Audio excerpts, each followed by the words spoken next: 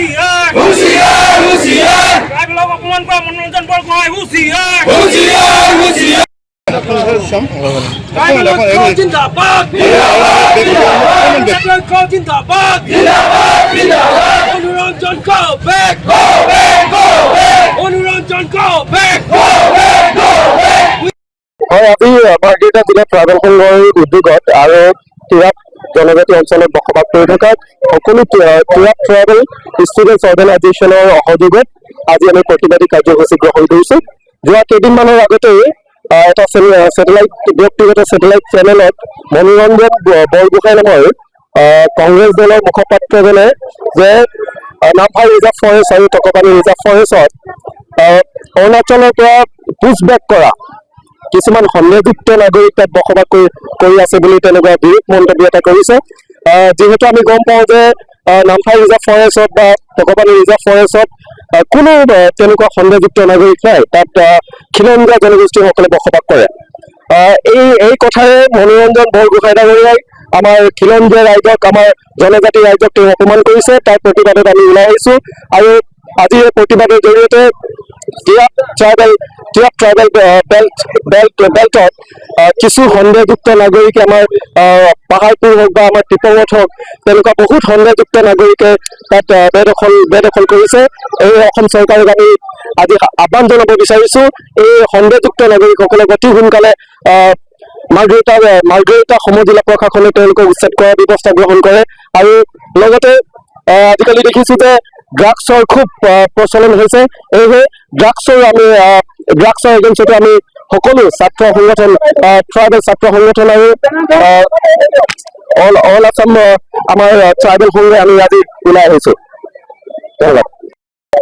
আজি আপোনালোকৰ যি প্ৰতিবাদ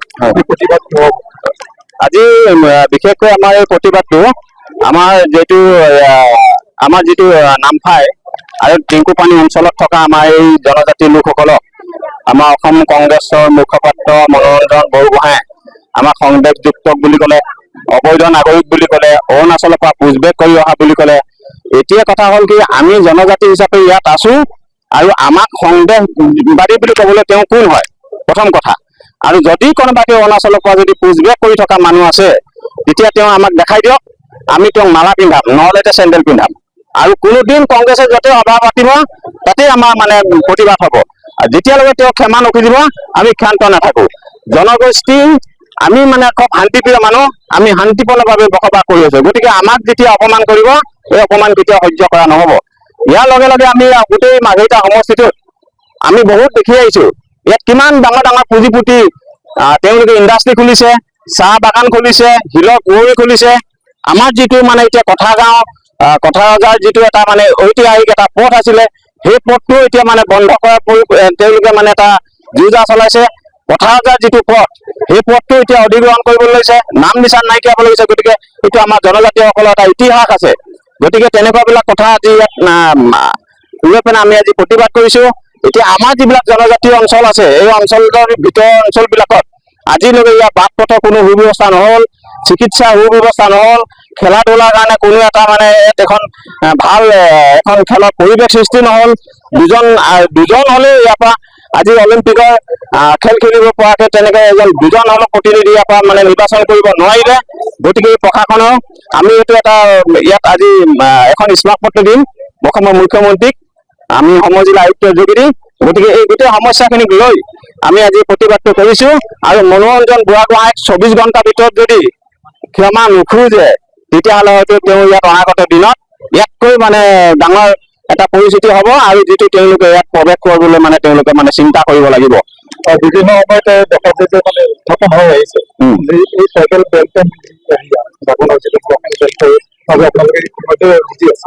কিন্তু ইয়াত দেখা গৈছে যে কিছু ঠাইত কিন্তু ইতিমধ্যে বহু অচিনাক্ত মুখ দেখিবলৈ পোৱা যায়। হয়তো এই ক্ষেত্ৰত এতিয়া মানে কথা হ'ল, যদি তেনেকৈ যদি অৰুণাচলৰ পৰা পুছবেক কৰা মানুহ যদি আছে, সন্দেহজনক ব্যক্তি যদি আছে, তেতিয়াহ'লে সেইখিনি তেওঁ মানে ইয়াত আমাক দেখুৱাব লাগে, তেওঁক দেখুৱাই দিয়ক। আৰু আমি একো কোৱা নাই যে গোটেই আমাৰ তিৰাপ ট্ৰাইবেল বেল্ট এণ্ড ব্লকত বহুতো তেনেকৈ অবৈধ নাগৰিক আছে, গাঁও পাতি আছে, ইণ্ডাষ্ট্ৰি খুলি আছে, চাহ বাগান খুলি আছে। তেওঁলোকে আমাৰ জনজাতি অঞ্চলত আমাৰ জনজাতিসকলৰ কোনো ধৰণৰ পাৰ্মিশ্যন নোহোৱাকৈ ইয়াত ইণ্ডাষ্ট্ৰি খুলিব নোৱাৰে, মাটি ম্যাদী কৰিব নোৱাৰে। তেনেস্থলত কেনেকৈ ইমান শ শ বিঘা মাটি ইয়াত চাহ বাগানৰ মানে মালিক হ'ল, ইণ্ডাষ্ট্ৰিয়েল এটা তেল ডিপু খুলিব নোৱাৰে।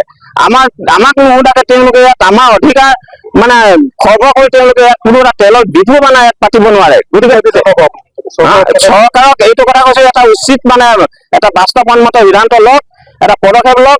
এইখিনি সঁচাকে যদি তেওঁলোকে নীতি বহিৰ্ভূতভাৱে যদি তেওঁলোকে এইখিনি কৰিছে, গতিকে চৰকাৰক যদি আন্ধাৰত ৰাখি পিনে এইখিনি যদি কৰিছে, গতিকে এইখিনি সোনকালে উচ্ছেদ কৰিব লাগে। এইখিনিয়ে দাবী জনাব।